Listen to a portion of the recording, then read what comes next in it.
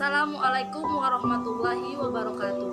Perkenalkan, kami dari kelompok 5 yang beranggotakan saya, Fadila Sira, dari Program Studi Pendidikan Kimia Universitas Nusa Cendana Tumbang, dan teman saya Diana Sri Ayumela dari Prodi Pendidikan Kimia Universitas Nusa Cendana. Dan saya Febronia Nanaliu dari Program Studi Pendidikan Kimia Universitas Nusa Cendana. Materi singkat. Tujuan dasar dari ilmu biologi adalah untuk menunjukkan bagaimana sekumpulan benda-benda tak hidup menyusun organisme hidup ke interaksi satu dengan yang lain untuk mempertahankan dan melangsungkan keadaan hidup. Molekul yang membentuk organisme menghirup mengikuti hukum-hukum kimia yang telah dikenal saling berinteraksi dengan yang lainnya yang disebut dengan logika metro keadaan hidup. Adapun tujuannya yaitu mampu menunjukkan sikap tanggung jawab untuk memahami falsafah biokimia. Sampel yang akan digunakan dalam proyek ini adalah kucing, ayam, manusia, putri malu, dan ikan. Prosedur proyek. Pertama, cari dan pahami materi mengenai logika molekuler makhluk hidup. Kedua, temukan makhluk hidup yang bisa dijadikan sebagai objek dalam proyek ini. Ketiga, amati kemudian rekam perilaku objek yang menjadi sasaran.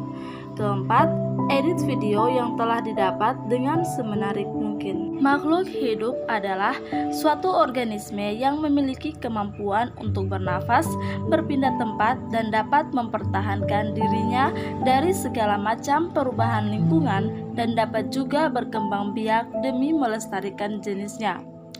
Makhluk hidup juga terbagi menjadi 3 kelompok yang berbeda, yaitu ada manusia, hewan, dan tumbuhan. Dari ketiga jenis makhluk hidup tersebut dikatakan sebagai makhluk hidup karena memiliki ciri-ciri sebagai berikut.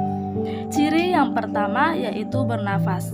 Bernafas merupakan ciri makhluk hidup yang paling utama karena di mana makhluk hidup menghirup oksigen dan mengeluarkan udara dengan kandungan karbon dioksida yang lebih besar daripada yang dihirupnya.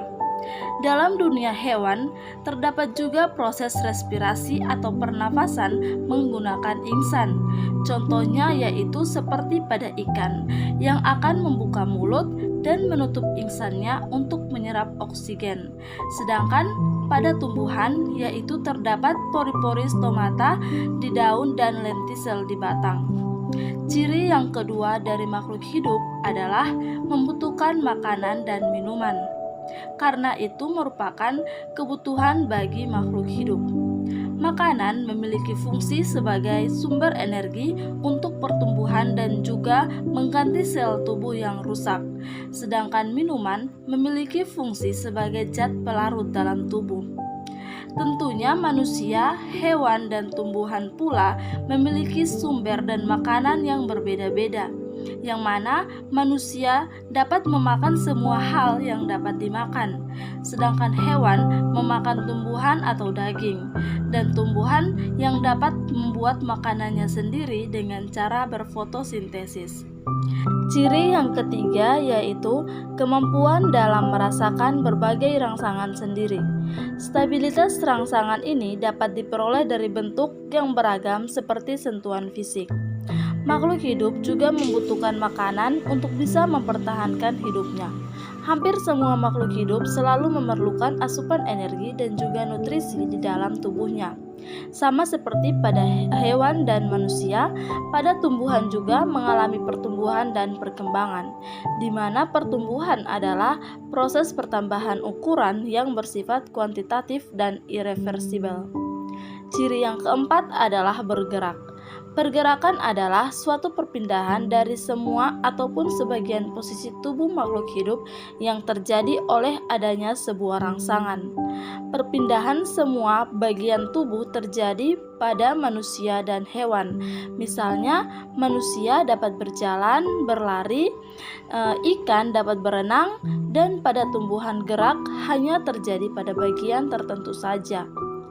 Ciri yang terakhir atau yang kelima adalah tumbuh dan berkembang biak. Semua makhluk hidup di dunia mengalami proses pertumbuhan dan perkembangan. Nah, proses tersebut meliputi tumbuh kembang pada tinggi hingga massa atau berat badan dari kecil hingga besar.